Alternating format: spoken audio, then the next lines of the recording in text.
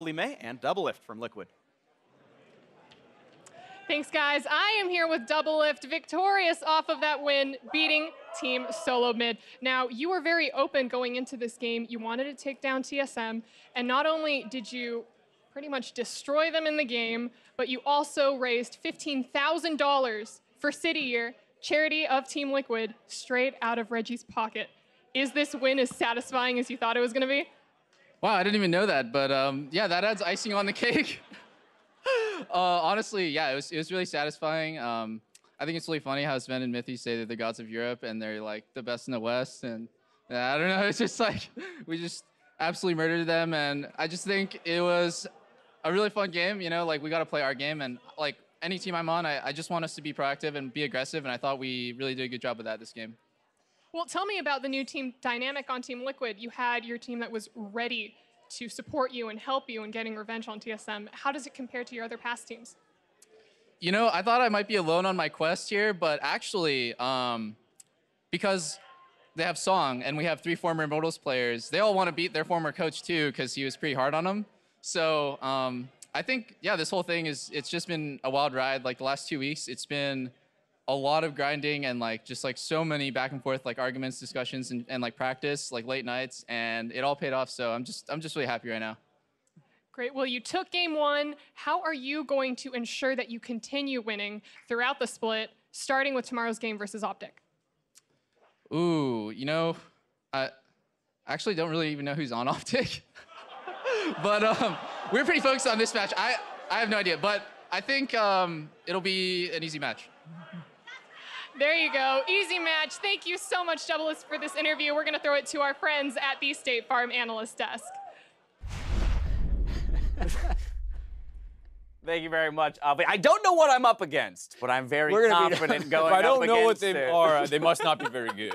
Yeah. All right, I love the confidence coming out of Doublelift as they grab their first win of the season for Team Liquid. First things first here on the analyst desk, though. Jet. Yeah. The prediction for TSM. Win lane, win game. And it all went wrong. The good news for you is that at least one member of your family got this prediction correct. Kubo. Yeah. Who are you going to pick? We tried this last night. He decided to go for Liquid. I had already predicted TSM on this or that. Your dog knows better. So are you telling me that had you run the dog simulation prior, you would have got the Team Liquid? Is that the future of Jet analysis? That was pretty definitive. Is it too late to swap? That's true. Permanent He didn't partner? second guess himself on his choice He just straight to it. No, you don't want. No, this puts you ahead in the standings. Oh, that's true. I don't want to go against a good analyst. For Jet. Okay, but here's the deal. Let's rein it back in, and let's take a moment to remind ourselves the win conditions that you guys laid out for each of these teams. Jet, you had said win lane, win game for TSM. Mark, you said it's up to Xmithy and Ole to disrupt that plan. Looking at champion select, the tools that TSM drafted for themselves, do you feel they drafted towards the win condition you set out for them? I think so, right? Like, we were wondering how much confidence they were going to put on Mike Young. Were they going to put him on a tank thing? No, they put him on Shyvana, something in hard farm with.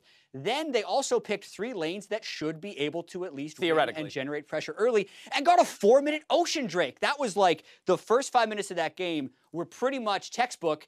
And that is all that was in the textbook. The rest of it was just a bunch of blank pages. No, because then the textbook started reading about TL's game plan, and Xmithy held them up at the blue buff to get first blood as, Pobel to roam top, and that's the synergy that we were saying you had to worry about. All right, but at the same time, we're looking at that bot lane for Xmithy and Sven, wondering how they're going to show up, on the debut here in the NA LCS. And Mithy, a couple questionable moves, invading in on the jungle, positions himself to get taken advantage of, and that's kind of where the snowball started in favor of Team Liquid. There was a mid-jungle skirmish that was going on, and Mithy wants to roam and get involved, but he kind of gets cut off here between TL, and at this point, the mid-jungle of TSM had backed out, and he's on the wrong side of the wall. He's trying to save his resource to get over to the blast cone. Very intelligent Ole to stop that when it forces the ultimate out of Sven, and now they're chunked out with no ults. And it's all about cascading pressure, which is what Team Liquid was really good at capitalizing on this game. They understand that there's no Kalista ultimate to save, and they just dogpile the bottom lane. TSM, again, is too late to the party. As soon as Mike Young is there, the teleport comes in for Team Liquid.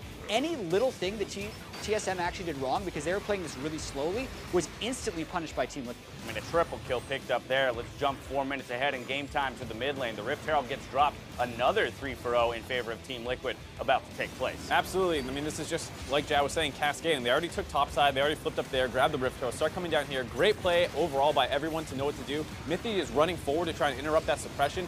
Doublelift buster shots him away. They just are constantly covering each other's potential weaknesses and destroying TSM. Yeah, and Doublelift just said in the interview that he wants to make sure any team he is on is proactive, and he's living up to that, right? Europe just played 10 games. They finished their week. None of those games were faster than this one, where Team Liquid beat TSM. So they're playing fast and proactive.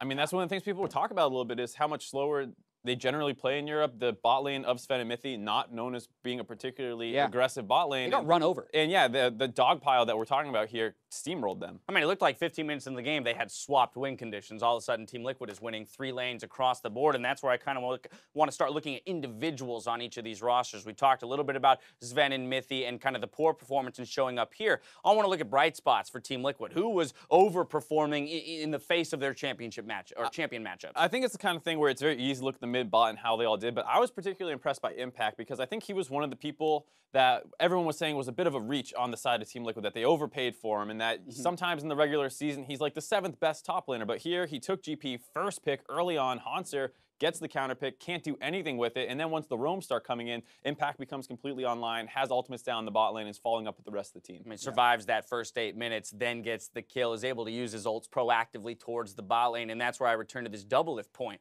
right? He's a resource-hungry guy. We've heard that from the teams that he's been on.